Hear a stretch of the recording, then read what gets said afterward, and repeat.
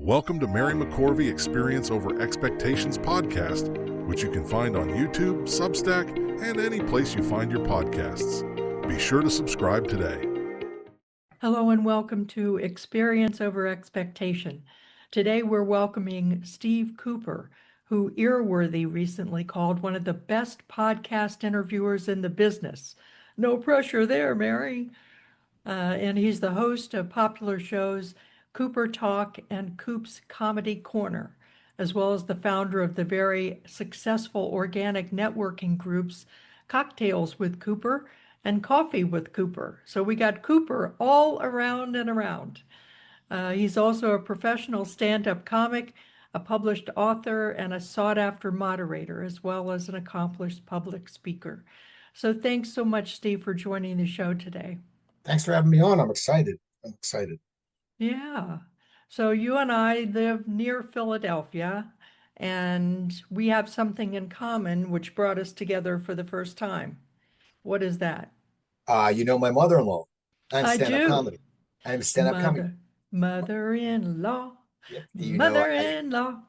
My mother-in-law, Rosa, my wife Joanne's mom, had called me and mentioned that you were getting into stand-up comedy and you were interested in comedy. And she gave you my name and you called me and then we talked. And so, yeah, and now here I am. See that? That's how networking and connections work. Yes, and you are certainly a master at that. So let's talk about your comedy background. How'd you get into stand-up? Well, in high school, I was probably C minus list. I was popular, but not real popular. And I used to make people laugh, but not in an outgoing way. I would make people laugh sort of as like the comedy writer type, as the jokes. I believe it or not, I do these shows, I do this networking. I'm somewhat of an introvert. And when I was in college, I was a freshman. I hung out with a senior. He was a big man on campus because I made him laugh. He thought I was funny. And so there was this contest in my college. I went to Stockton State, now Stockton University in New Jersey. It was called Mr. Stockton. And it was like like Miss America for men. They had the talent, they had the stuff. And I did it as a scrawny little freshman as a joke. So I went out with an orange bathing suit oiled up. And when I performed my talent, I did a Rick Springfield air guitar to Jesse's Girl. And the crowd went nuts. I was ended up on the news. I was in the newspaper, and it gave me that bug to be on stage. And when I graduated college, I had a job in sales, and my mother told me there used to be a courses called the Learning Annex. They're in Philly. They were like $100 or whatever, and you go to Center City. And I took a class how to get into stand-up comedy, and it basically. I don't think you can be taught to be funny. You can grow funny, but I think you either have it inherently, the timing and the humor, or not.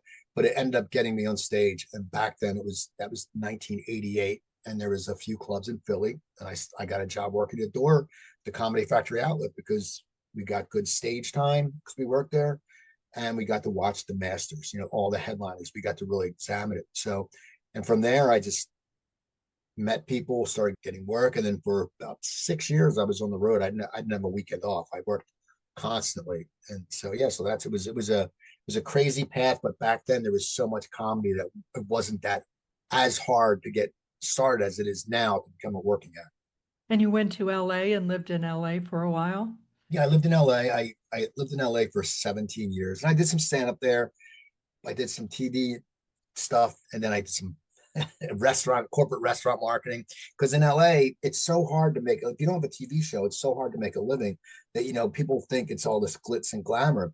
But everyone, especially now because the industry's really changed, so many people have side hustles, and it's just the way it works. But I was in LA, and then I moved back here 7 years ago. Great. And have you done any more stand-up around here? Oh yeah, I headlined the show in Newtown Square. I have a few comedy nights. I do at a place called the Soundplex, which I host, and I bring a great headliner in. And another place is starting up where I'll host. I'll do 5 minutes. I'll bring an act on. I'll do 25 minutes. And I'll bring a headliner on. So I still get on stage. I have a few things. I have a few benefits coming up in the fall. I'm headlining on Ephrata in November. And sometimes people just call me and I'll do it. The thing for me is, as I get older, I don't feel like driving. I don't want to drive an hour and a half unless there's good money. I'm not going anywhere. When I was younger, I'd drive anywhere for like $20 because I just wanted to get on stage. Now I'm like, I'm not driving an hour and a half for $50. I'd rather stay at home on Saturday and watch TV. That's pretty much what the going rate is too, isn't it? Yeah, I mean, I've heard it's crazy. Yeah, well, I've done a lot of open mics around Philly, and I was in Philly's Funniest competition, and it's really a great city for comedy. It really is. It is, So you know, it is, but the notion is it's either New York or LA.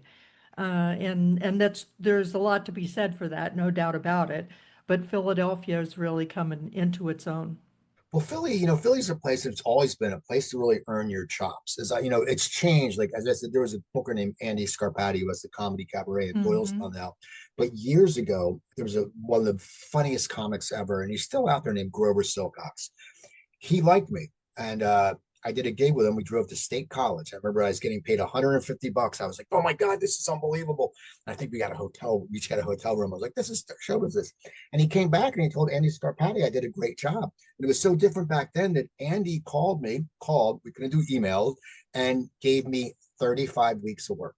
He Wow. filled my whole calendar, and I was booked, and that was all because of Philly. And Philly was, I mean, so many. Adam McKay, the Oscar winner, I used to hang out with him. Paul Tompkins, Todd Glass, Keith Robinson. There was an amazing talent pool.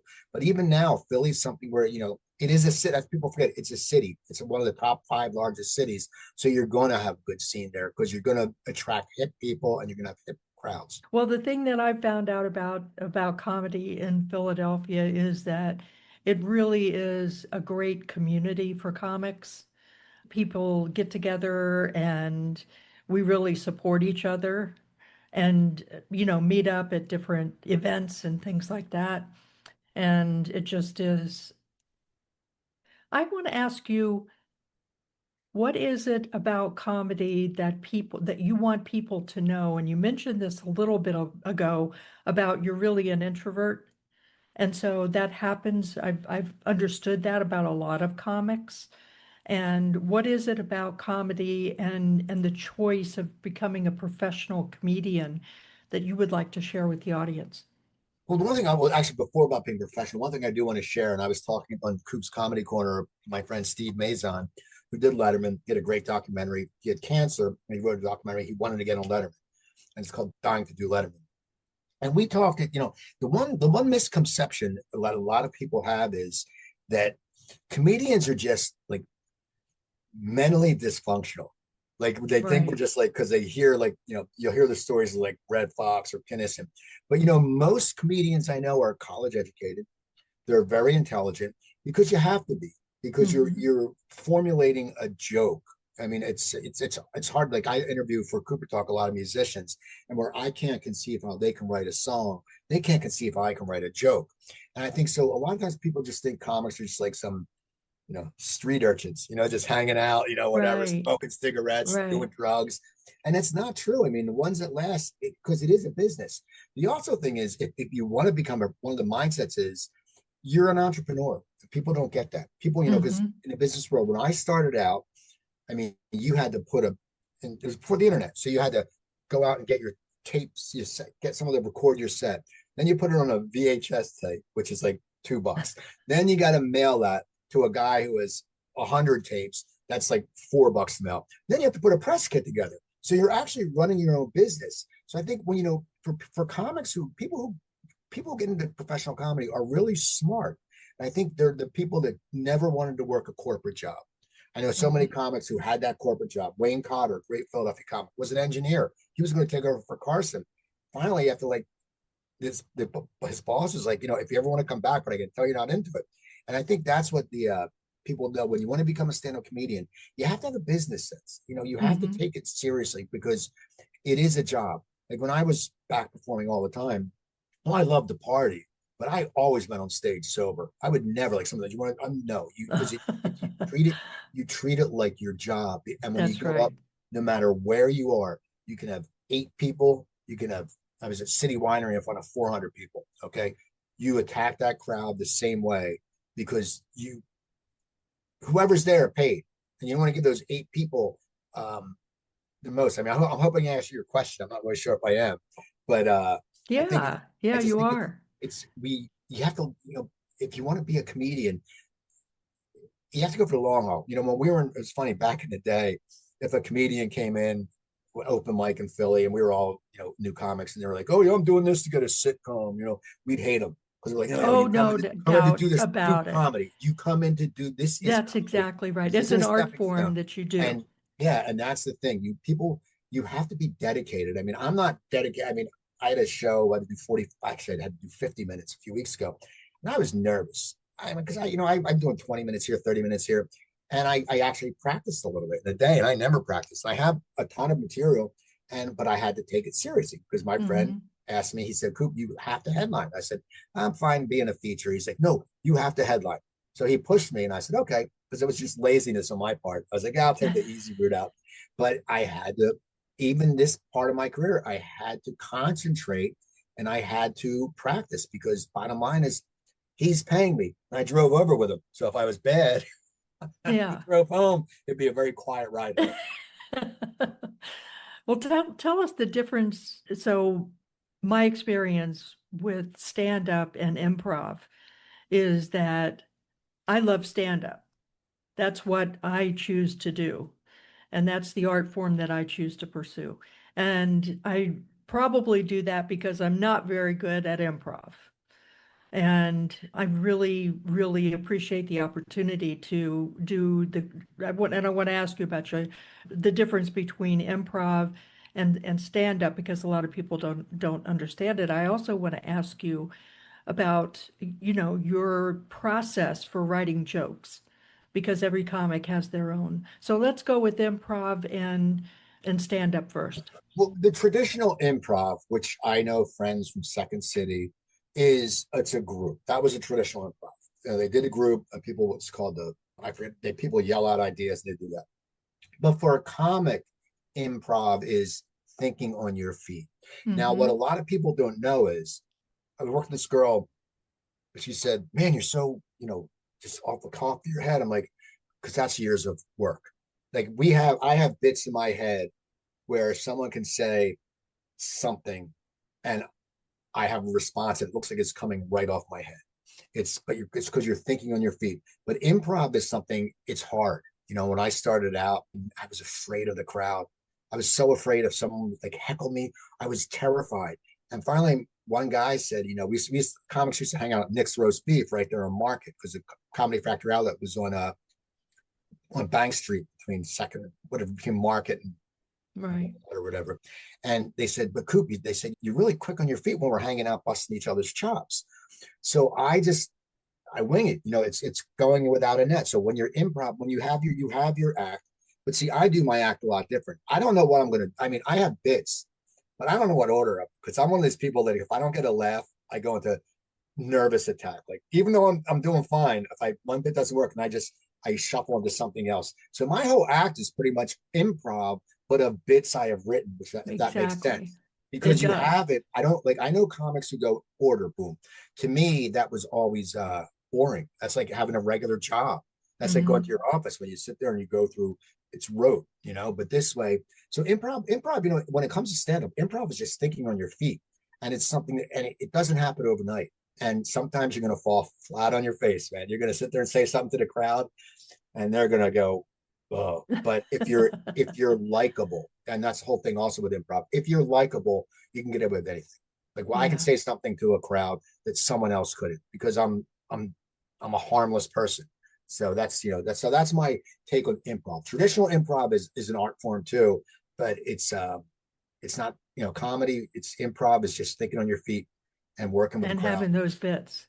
Yeah, Having and those just bits. also thinking off the Yeah. top of your head and not Yeah. being afraid to do that because we get Right. so, any of us, no matter what you do, if you're in a social setting, sometimes you're afraid to say something because it might come across stupid. But on stage, you have to sit there and say, you know what? If you know what you're doing, there's a good chance it's going to work. If you Hmm. don't, get back to your material, then get them back, then look stupid again, and then get them back. Right. It Right. becomes a cat and mouse game. So, speaking about material, tell us about your joke writing process. Honestly, my joke writing process, and I love this question because I talk to comics and musicians about this all the time. Mine, things just pop in my head. I don't sit down and write jokes. I on my Facebook and Twitter, I'm mostly Facebook. I write throwaway jokes. I never use on stage. I can write them all the time. They're just stupid jokes. My process now, though, is because I'm trying to do more telling more stories.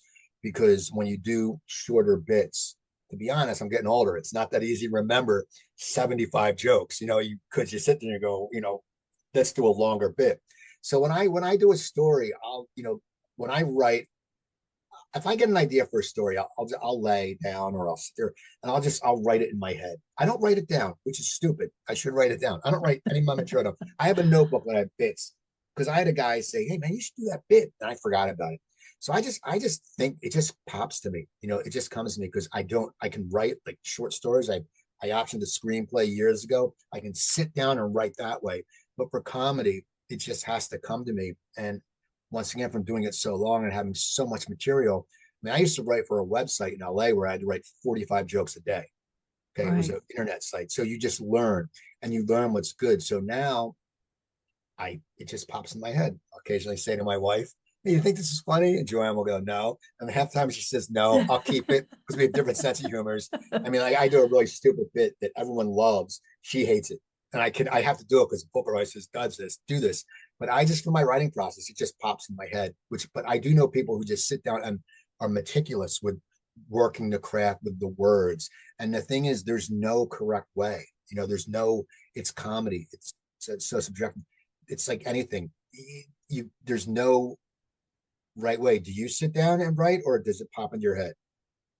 It pops into my head and then I ruminate on it for a little while and then I say, okay, yeah, I'm going to write something down. So one thing that comes to mind is a bit that I do on phobias, right? And I decided that what I really wanted to do was do a play off of words that include phobia. So I'm not going to do the bit, but the last one is hippopotamonstrosis quipdaliophobia. Right. When- And people in the audience just looking like, what could that be? I've even done that and asked, if anybody can say that right now, I'll buy the whole house a drink. Right.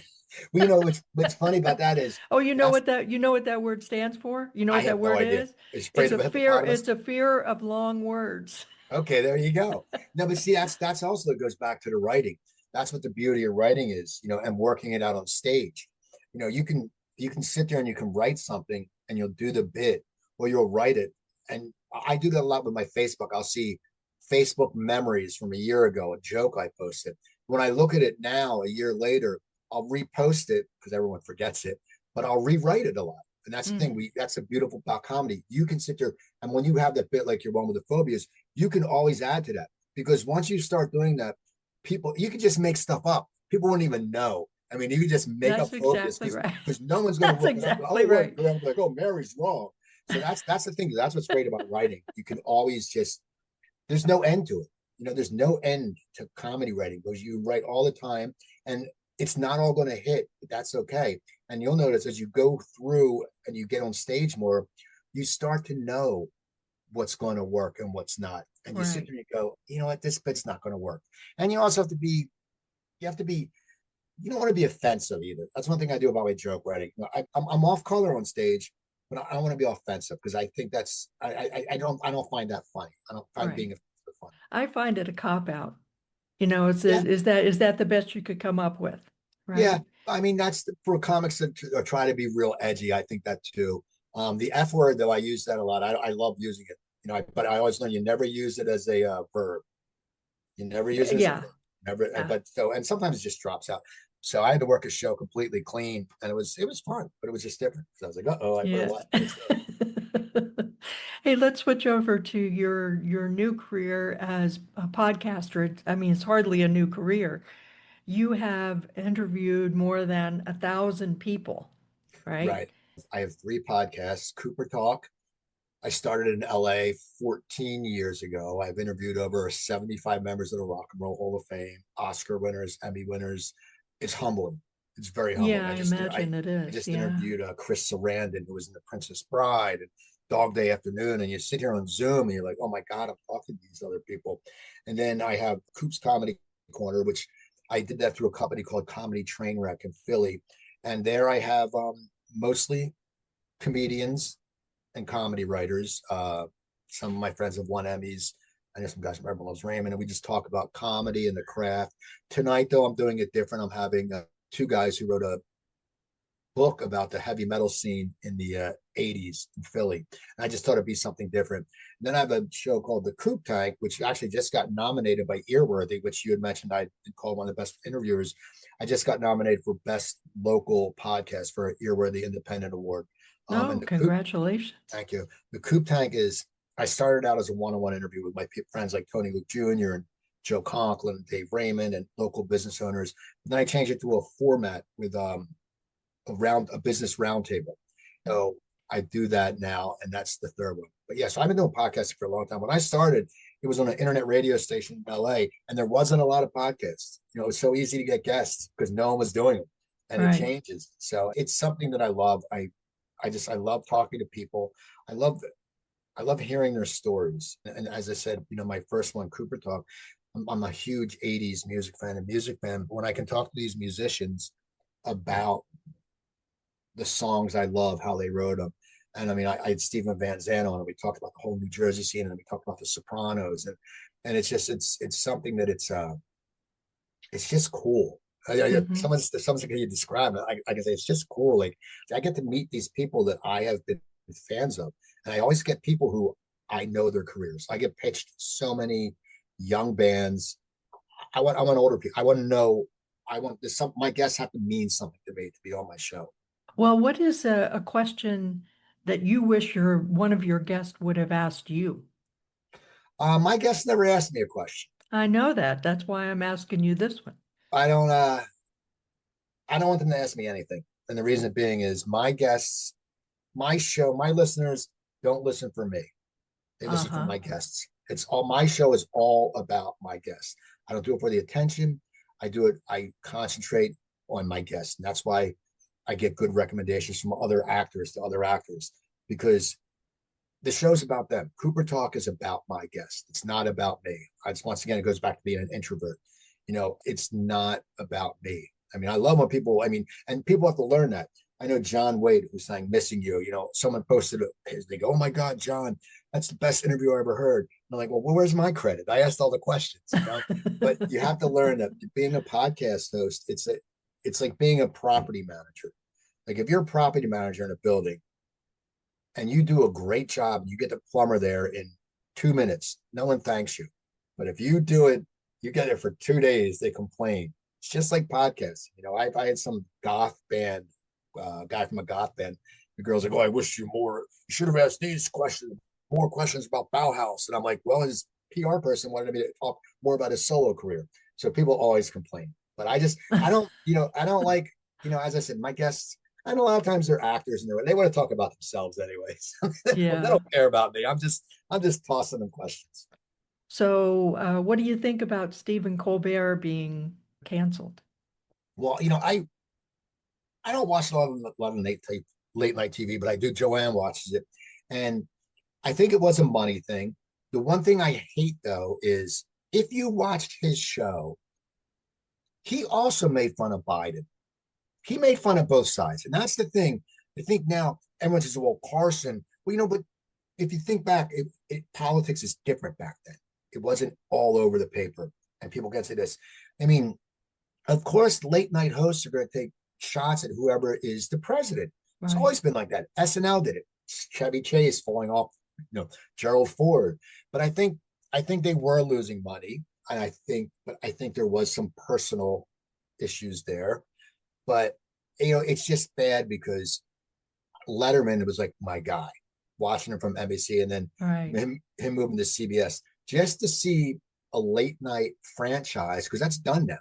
It's scary because so many of us grew up with that, and it's been a part of our life, and it's a matter of it's sad. I mean, I hope all of them don't disappear, but the bottom line is if you're in a position, any position, people are gonna make fun of you if you're at a high Right. position. So you Right. can't take it personally. You have to get a thick skin. I mean, some of these actors, the stuff they go through on Twitter, people just Oh, I crucify them. know. And it's I like, but know. what are they going to do? That's, what? Hey, I'm not, hey, people can say I'm awful. If I'm making 20 million a year, I'm not complaining. Hey, you know what? You can call me the worst person in the world. My friends know I'm not, but it is sad because I don't want to see late night and Colbert, and he was good. He went to Northwestern. He comes from an improv background. He wasn't a stand-up and he knew that, but yeah, so hopefully the other shows won't disappear. Right. I agree with you. Although I'm going to ask you this question. Do you think podcasts are replacing late night television? I don't think so. And the reason being is late night television was a formula. Now, younger people may watch podcasts, but you know what? Younger people aren't programmed to watch an hour. They may watch 2.5 hours of Rogan interviewing someone, but that's his bro crowd. People don't want to watch long form interviews as much. I mean, enough. If it was a podcast, it was like a reality show. I mean, a variety show, it might be different. But I think late night TV will always be here. Now, I have other podcasters who said, "Oh, radio is going to be gone." They said this 8 years ago. Radio is going to be gone in 2 years. No, YouTube's not taking the place. So I don't think podcasts will. I think it's a peak right now. But like anything, like back in the '80s when comedy was up here, then it went like this. When disco was up here, karaoke, line dancing, all these things, they went up, then they dropped. I think that's what's going to happen. I mean, I know from during the pandemic, even like in the business world, so many people had podcasts. They do like 3 or 4 episodes and they don't make any money off it. And they go, "Oh, this is really tough." And they go away. So I think late night will be here to stay. I mean, it's just sad that spot will be gone. But I guarantee you, Colbert will go to another network, not network, like a Netflix or one of those things, get a bunch of money. We'll get free advertising for a year, like John Oliver does, once a week. And late night will still be going in that venue. There'll always be some kind of late night going. Well, let's talk about the reality of interviewing 1,000 people, right? At some point in time during that experience, one of them went off the rails, right? What is the strangest happening when one of them went off the rails? I've been real, and I'm not, this is God's honest truth. You're not going to tell me you did 1,000 and that's never happened. No, there is only, no, I know everyone because I know what's going on. I know these people. One person, I'm not going to mention the person's name. I did want them to talk. And first of all, when I do an interview, I don't do that TMZ stuff. I don't want to find a personal stuff. Now, I've had people tell me, I had a guy, the late Jack Russell from Great White, ended up telling me this story about how he shot a maid. I mean, I've gotten weird stories, but I don't. It's crazy. But I don't try to do that because my thing is all about the process and stuff like that. I only had one time that this person, and the person was a sweetheart, very nice, but I wasn't going to delve into their very dark past, but I wanted some more of what they wanted, and they just kept avoiding it. It was when I was in the studio in Burbank, and it really irritated me because it's a she started vaping, and I'm like, don't come into someone's studio and vape. That's just rude. But she really didn't go into any of this past, and she kept talking about things that are now. And you want to say, listen, no one's interested in what's going on now. Actually, you're right, but I did have one bad one. Person I chased for a long time. They were in a band I really liked, but they were on a solo career now, and they were being very elusive when I wanted to try to talk about their band. And after 15 minutes, I just cut the show. I said, thanks. I ended it. I'm like, I'm not dealing with this because Wow. I'm like, bottom line is you're taking up my time. I'm not asking you about your past, but so I haven't really, I'm going to go off the rails and no one's got mad at me or anything like that because I know you learn how to talk to these people, I know, and I know a lot of them. I become friends with a lot of them, and then like, because I would get a lot of character actors and no one ever talks to them. I get a lot of drummers because no one ever is sitting there going, oh, we want to get this drummer. And then they all appreciate it. So they're always nice. Like one of my first big guests was Robbie Benson, which for you younger people, Robbie Benson was a heartthrob back in the day. He was in all these movies, 101, Ode to Billy Joe. And he was one of the first big guests I got. He came in studio in LA and I was so nervous because was a fan. And you could not meet a nicer guy. He came in with his wife, who's Carla DeVito, who's in the Meatloaf Bat Out of Hell video.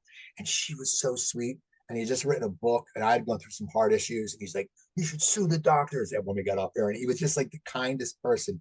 And I think so that really got me into that. You can't be combative with a celebrity. You can't be someone famous, because the bottom line is it's my show. So when they come in, I'm going to talk to them. I'm going to treat them with respect. I have a good reputation. PR people like me, I deal with.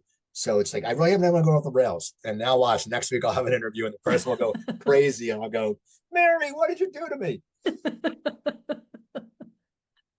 Well, this has been a really great conversation, but I have to ask you this, because you're the master interviewer, right? And I'm just starting out my podcast. So what advice would you give me? What question should I have asked you in this conversation? Well, I always go, okay, I personally, for the Coop tank, I write out questions. When I do my show, this is the way I do it. One, and you listen, great. That's the thing. You listen, which interviewer always has to listen. So number one, listen. My wife always says, I don't listen to her, but I listen to all my guests. She always says that. You have to listen, and you've done that. Question-wise, I do not write any questions out for my interview. I have nothing prepared. I do my research. Don't get me wrong. I look at the albums, and when I'm doing it, I have for the actors their IMDb page with all their credits and their Wikipedia bio. For the musicians, the same thing. And I think that's what you just have to do it loose. For my one show, the Coop Tank, I do write questions because it's a round table. But one person asked me, they said, can I have the questions? And I said, no. And they said, why? I said, because you know what? Because if you give someone the questions, they're going to answer it like they practiced it. And then they're going to miss something. And then they're going to think about that the whole time. So you did great. It's anything. It's like comedy. It doesn't happen overnight.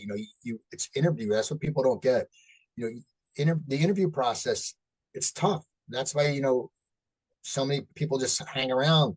That's why podcasts disappear, because people get frustrated. They do a bad interview, just like comedy. When you have a bad set, I've gotten off an interview and I said, oh my God, it was awful. One of my friends will text me, go, oh my God, that interview was great. I'm like, oh, okay. You thought that. I thought it was upset. And so, yeah, you did great. And as I said, it's just like comedy. It's a game where you have to listen and it's smart to prepare, but don't over prepare, because then it comes across like you're not. Have fun. It's just like comedy. Have fun. That sounds great. Well, Steve, it was wonderful to have you on the show today. Experience over expectation. And Well, thank you. I appreciate it. Yes. And you can find Steve's podcast wherever you get your podcasts. CooperTalk.net. Go to CooperTalk.net, because that CooperTalk.net. Pictures of all my guests, so you know who they are. Wonderful. Thanks for joining us. Thank you. Have a great day. Thank you. You've been listening to Mary McCorvey's Experience Over Expectations podcast. Be sure to subscribe today on YouTube and Substack, or listen wherever you find your podcasts. Thanks for tuning in.